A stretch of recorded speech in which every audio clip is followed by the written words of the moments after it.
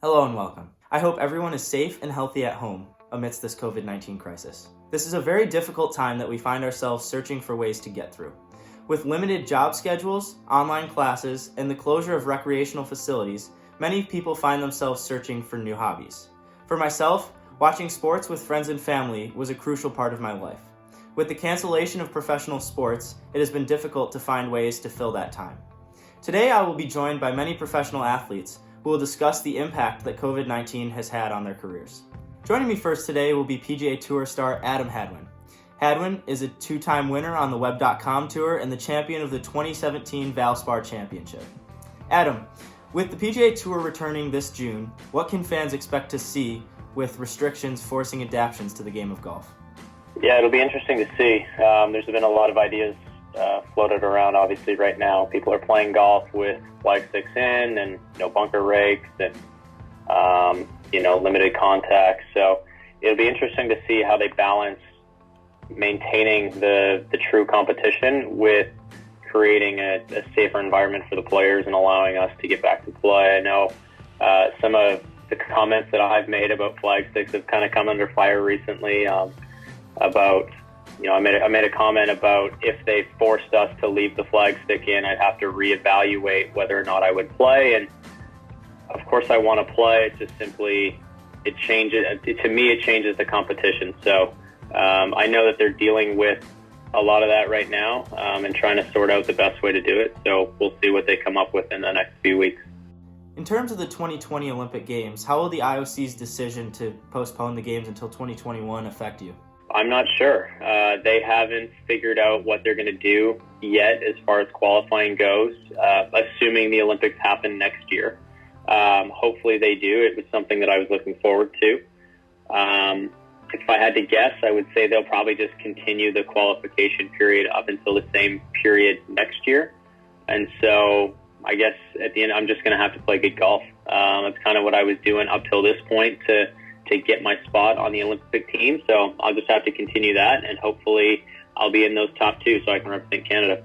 For you, what was the experience this year at the Players' Championship like, having the tournament canceled in the middle of competition? Yeah, it was a crazy week. It was a week that started off like any other week. You go in on Sunday nights and start getting prepared for tournaments, and then Wednesday night, things started to unfold. I believe that was the night that a basketball player tested positive, and they shut down a couple NBA games that night. And, by the time I woke up Thursday morning to play early in the round. And, really, outside of knowing Jay was going to have a press conference that around noon to talk about the impacts, it was a normal round. I was out playing golf. Nothing changed. There was crowds. It was, and I was playing well. So focus was on that. And then when we finished the round, kind of everything came full circle. All of a sudden we were still playing, but we weren't playing with fans. And then by the time I'd finished, that was probably about 2:30. And between 2:30 and 10 o'clock that night, we go from playing with no fans to other strategies to being completely canceled, and I'm booking flights at 10:30 at night trying to get home to see my wife and daughter. So it was a whirlwind, and even everything that was kind of happening, the week after that, everything was just unfolding so quickly, and the virus was spreading so fast that, in hindsight, I think that the right decision was made and getting us home safely to our families. But it was, probably an experience that we'll never have again.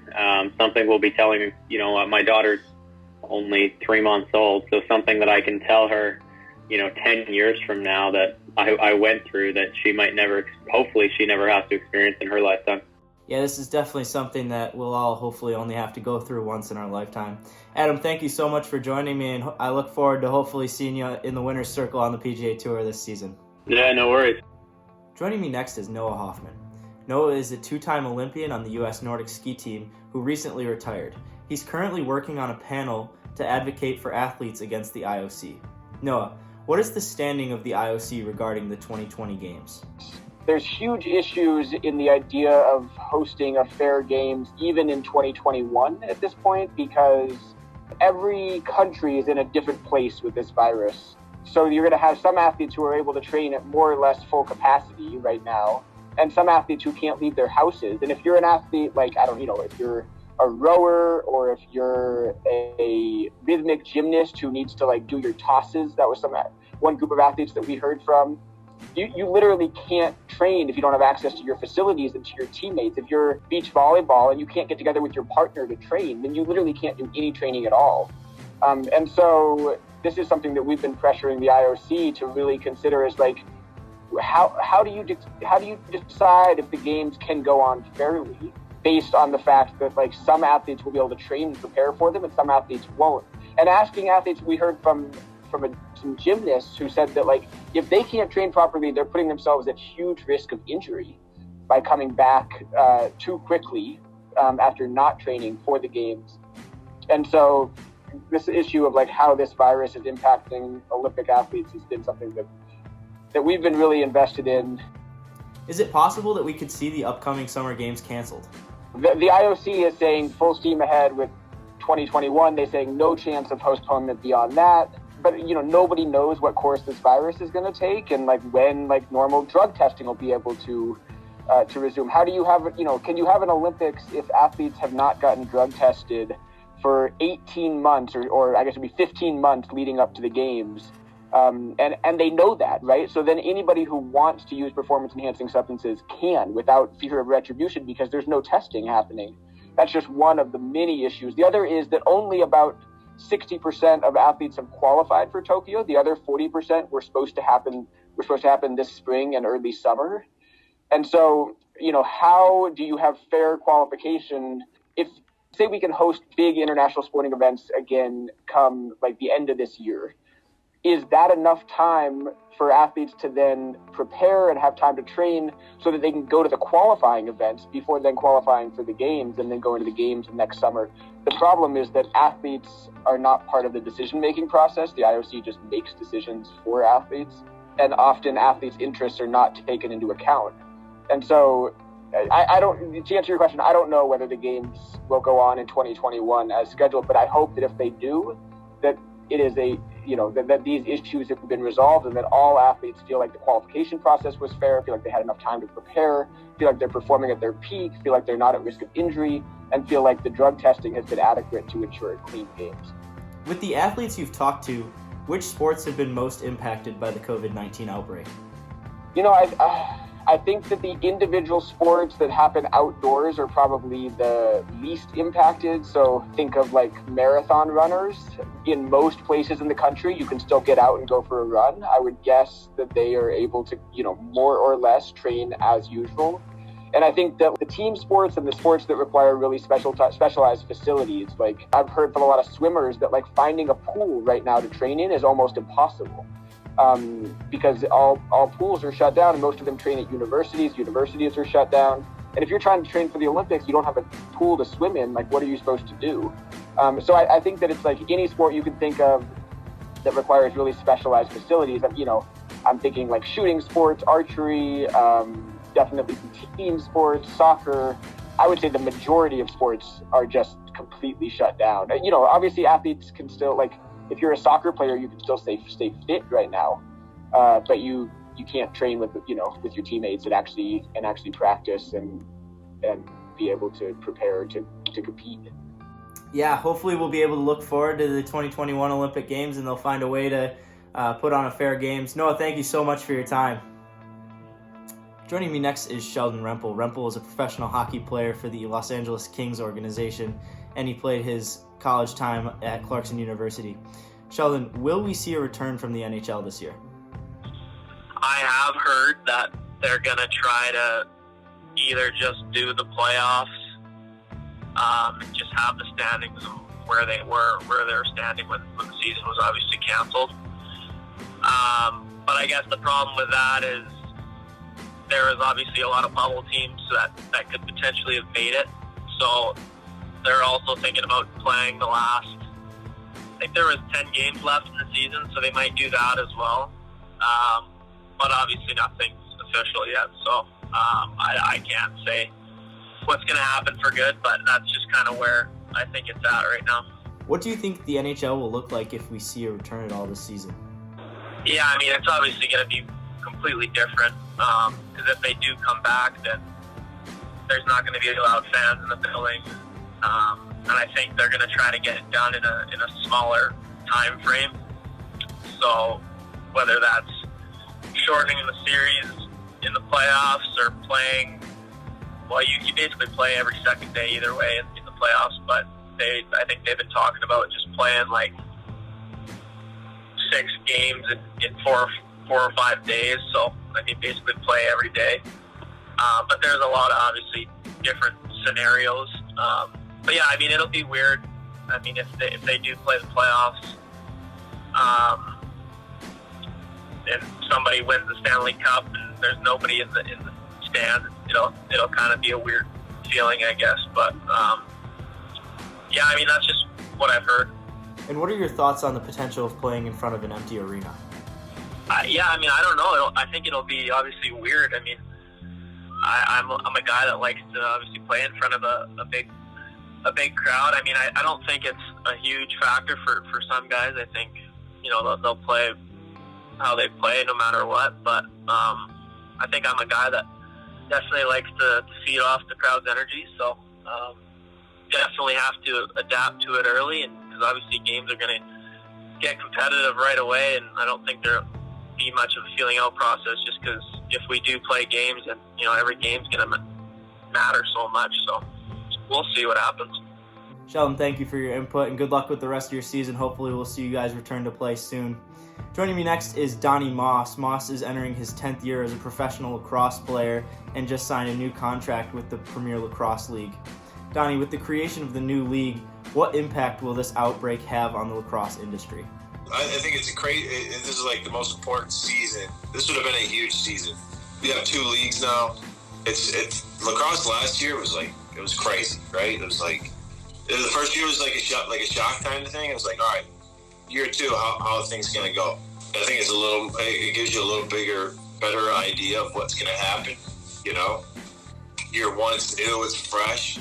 Year 2, let's see what's going to happen. Year 3, let's see what's going to happen. So the PLL's been crushing it. I just signed a contract in the PLL, so I'm paying more attention to that than I am the MLL. But PLL, they're hopeful that we'll get a season in. I think it's important that we do for the sake of this league. It's like I said, it's year 2. Like they need to strike while the iron's hot, and right now the iron's hot. How are you preparing for a possible late start or a cancellation of your season? Oh yeah, so they've postponed the start of our season, and they're figuring out what they're going to do at the end of it. I know they're trying to put something together, which I'm looking forward to because I'm getting into great shape. And this started in early January when I decided that I was going to make this jump. I was like, all right, I'm changing I changed everything, like the way I was eating, the way I was working out. So obviously I'm selfish and I want to play, but I realize that at the same time, you got to protect the people. Think bigger than yourself, you know what I mean? Throughout quarantine, what has been able to keep you motivated and what are you doing to stay fresh? The longer they progress this, the more time I get to train, right? Like I was on track to come into training camp on point. Now I got way more time, so there's no reason for me to be in bad shape. Like there's no reason for me to be in just good enough shape. I should be in great shape by the time it comes. I should be strong and ready to run. So I'm gonna keep fighting. That's the one thing that's like been getting me out of bed. To be honest with you, it's like everything in like 3 days was taken away from me. Like I teach in the city, that was gone. Coach at RIT, that was gone. And then they closed my gyms down that I go to like a day later. So everything has been gone, but there's ways around it. You can go run, you can shoot, you can wall ball, all that, you can stay ready. You can stay ready. So figuring out ways to stay ready is almost as enjoyable as, doing the actual exercise. Donnie, thank you for your time and your input. Next, we will hear from Louisa Altman, who is currently golfing on the Ladies European Tour. Louisa, how has this outbreak impacted the tours in Europe? Well, as of now, everything is getting postponed. some tournaments got canceled already.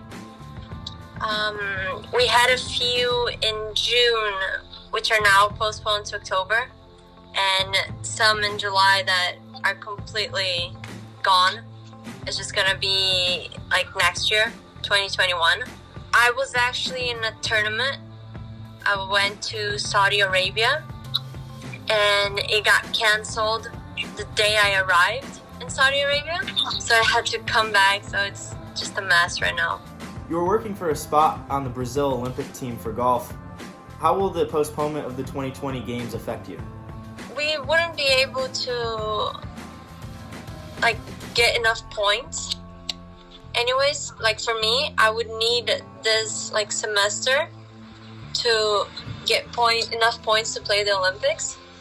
So getting it postponed is actually better for me in a way that I can use the 6 months that we lost if we come back to use as points for the Olympics. Have you had to adjust your training at all due to the virus? Not much, because the mayor allows golf to be open, which is fine. The only differences now is just no pins on the putting green or chipping green, but that hasn't influenced at all on the practice schedule, which is good. What will you use this time off to work on? I think I can use this time now to make all the changes that I wanted to do before, which take a lot of time. So, for example, swing changes that I wanted to do before but couldn't because I was in season, or just hitting the gym and getting stronger that also messes up the swing. So it's actually a good time to do off-season work and really motivate myself to improve the game now. Louisa, thank you for your time, and hopefully we'll see you in the 2021 Olympic Games. Next, we'll hear from Nico Sturm. Sturm is currently playing for the Minnesota Wild organization in the NHL and played his college hockey out of Clarkson. Nico, how has the training regimen for players had to change due to recent restrictions? A lot. It's just you don't have a lot of, you got to do or work with whatever means you have at home, which for some guys it's a lot more than others. I'm fortunate that here I have a little bit of a gym in my basement, and I live kind of outside of town, and I have a lot of forest and stuff and just nature where I can go and run. So I can get pretty solid workouts in here, but obviously it's not under the same professional just atmosphere. You don't have a strength coach that you work with, and you don't have teammates, so it's just working out by myself in my basement is not ideal. It's also I never have a problem motivating myself, but some guys probably it's harder for them, especially when you don't have what you need to do all the workouts. I'm missing a lot of stuff, so I have to compromise. Some exercises I just don't have the equipment for that, and so I need to find alternative workout methods. And I think for some guys especially, they have kids, maybe they're stuck at home with them. It's tough to get those same 2.5-3 hours in that you normally have at the rink under ideal conditions. Since the shutdown, have you been able to get any ice time?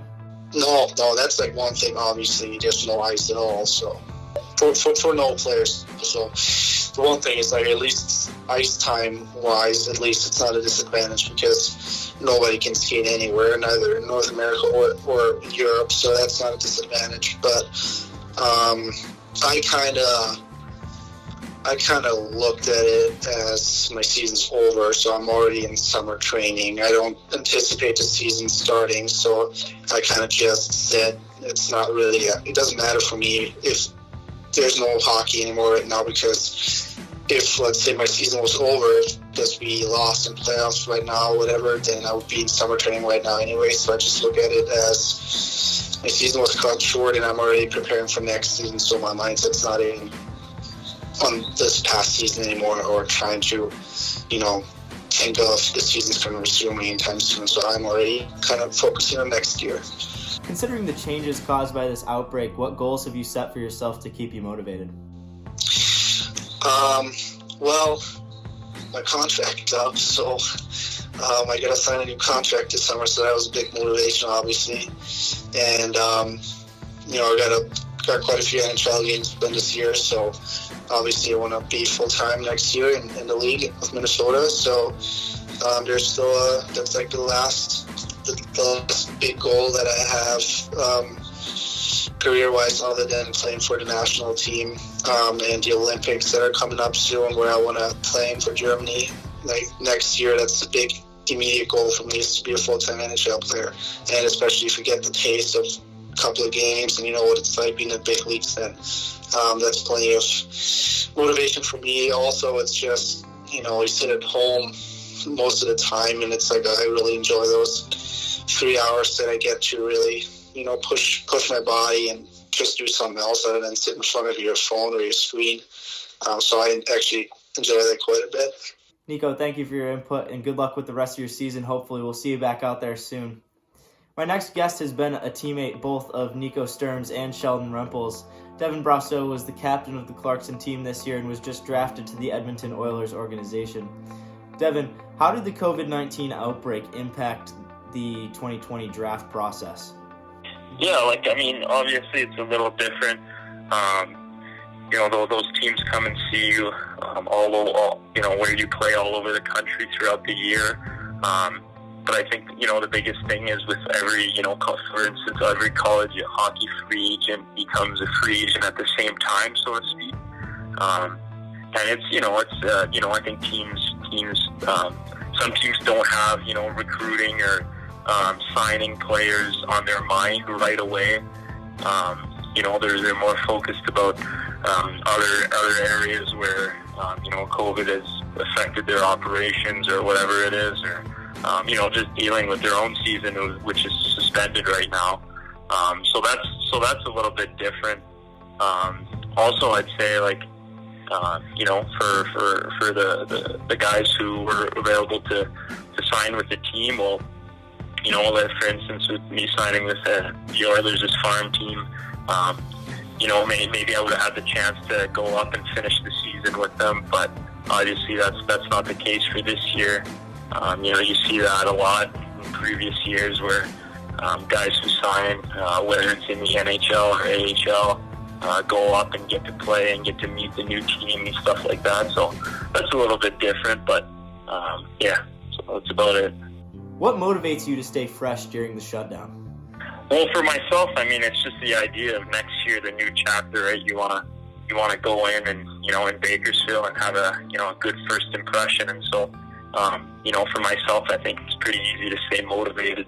Every morning I wake up and I have this routine, and I know I got to follow it and act like a pro, right? It's kind of the first, obviously you act you try to act like a pro in college and stuff, but, being a pro and acting like a pro are a little bit different. Now that I'm a pro, I guess, with that signing, it's motivation for me. And so, on that end, it's not too hard for me to stay motivated.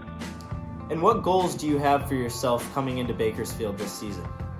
Yeah, just having a great impression with the Oilers organization, just, showing who I am, and, hopefully coming into Bakersfield and having an impact right away, being able to help them win a lot of games this year, make a push for that championship. I think, I'm a big believer in if you put the team first, good things will come individually. So that's what I did at Clarkson, and I think it paid off, and that's definitely something that I'll keep doing moving forward. So, for me, this whole pandemic, obviously it changes a little bit my ways of doing things right now, but I think come next season, it's still the same goals, still the same objectives in mind, and so just got to stay motivated, like you said, and keep going towards that. Devin, thanks so much. It's been a pleasure watching you at Clarkson. I look forward to watching the pros. No worries, yep. Finally, we'll hear from Keegan Randall. Keegan was a longtime member of the U.S. Nordic team and was a member of the 2018 Olympic relay team that won the first ever gold in U.S. Nordic history. Keegan, have you seen athletes working together to stay fit by doing things like sharing workouts? Mostly just sharing motivation, inspiration, kind of telling people or telling each other what we're doing, kind of just, joking around, teasing each other. But we haven't done any like virtual, like live workouts together yet. But I kind of thought about it the other day because I've got a little weight set up in my house, and I try to strength train twice a week, but it's just never the same from what it used to be with training with the team. So perhaps we could get the cameras set up and just kind of do it simultaneously and have at least somewhat of a feel that we're doing it together. What have you done during your time at home to stay in shape and stay active? I think what keeps me motivated is I know that I can stay more positive and optimistic if I exercise. And so, and there's a lot of uncertainty right now. There are some things, that you could be really worked up and fearful about. But I find that giving myself kind of something that I can accomplish every day. And for me, that's going out and exercising. It like gives me these physical boosts. It gives me these mental boosts. And it's just kind of that one thing I can be like, all right, there's crazy stuff going on in the world right now, but I could do this today. And so that's kept me going pretty good. It is a little weird not to have a specific goal or not knowing when, that goal may be. But at the same time, I've just been kind of creative and in another way, I can go out and hammer every day if I want. And do you have any goals set for the next year? I've really decided that 2020, instead of so many of my goals often are like far off places. I've got to travel somewhere. I've got to do this huge build up, and I'm just rediscovering how many cool things and goals there are to have really close to home. So one of my goals for 2020, I kind of thought about the goal before the COVID thing happened, but since it's 2020, I'd love to be able to do 20 pull-ups. I've gotten close, 17, 18, but I've never quite gotten 20. So that's kind of my goal. So I'm hoping to work on that. And then 21, it's exciting to look ahead a year and know that, hopefully life can get back to normal. And so we can do some things now to build towards it. And I've actually decided to go back to school. I never finished my undergraduate degree. I got about 2/3 of the way done. So I'm starting classes in 2 weeks, and I'm hoping to graduate in 21. Keegan, thank you for your time, and good luck with all your endeavors this year. See how it goes. I hope you learned a little bit about what professional athletes have been doing during their time in quarantine, and I hope this provided a little bit of light during a very dark time. Please remember to stay safe and stay healthy, and enjoy your time with friends and family while we are stuck in isolation. Most importantly, please remember to follow the advice and guidelines of health officials. We will get through this. We just have to do it together. Thank you.